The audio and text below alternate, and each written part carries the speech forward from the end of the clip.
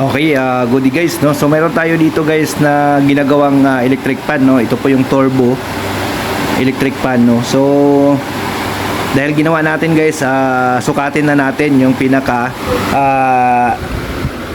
consumption nito sa electricity, no? Para malaman natin kung magkano yung consumption nito sa electricity, no? Tingnan natin kung anong difference niya doon sa mga ordinary electric fan, no? So ang gagawin natin guys, dahil may settings ito na 1, 2, 3, isagad na natin siya sa 3. Sa 3 na natin siya ilagay, no? Ayan, 2, 3. Ayan, sa 3. Ayan. Ayan, so 3. Tingnan natin kung ilang watts yung kanyang consumption. So ito yung watts natin. Ayan. So lumalabas siya 83 watts ang kanyang consumption, no? So kapag number 3 yan, so ibaba natin sa number 1. So baba natin sa number 1. So yan, sa number 1. 1 lang yan. So tingnan natin. Ayan, 61 watts ang kanyang consumption sa number 1. So kapag i-3 natin, mataas siya, no? Ayan.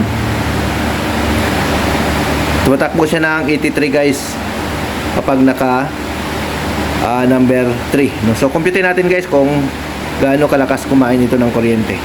So yan na nga guys, no, computein natin. So yun nga, nakuha natin doon sa 3 speed niya, sa maximum speed niya is 83 watts, no? So i-convert lang natin siya into kilowatts para ma-compute natin. So i-divide natin siya sa 1000. So lumalabas guys, ang kain ng kuryente, yung ganitong electric fan is 0.083 kilowatts per hour, no? So per hour po ito, no? Yun po yung kanyang consumption. So, i-multiply lang natin siya guys kung magkano yung rate sa electricity bill nyo sa inyong lugar. Tulad sa amin guys sa Laguna, before kasi 11.38, ngayon tumaas na, nasa 14.54 pesos per kilowatt na. So, times natin sa 14.54 kilowatts. So, ayan. So, ibig sabihin guys, kapag gumagamit ka ng ganitong electric fan, ay piso per hour ang kanyang consumption. Pesos. So kung gamitin mo siya ng 12 hours a day, kasi ang electric pa natin, yun ang pinakamahabang pinakamahabang tumatakbo sa lahat ng appliances natin. So, sabihin natin tumatakbo siya ng 12 hours a day. 12 lang, no? Multiply natin sa 12. So meron kang 14 pesos per day dito sa inyong electric fan. So 14 pesos per day yan. So i-times natin sa 30.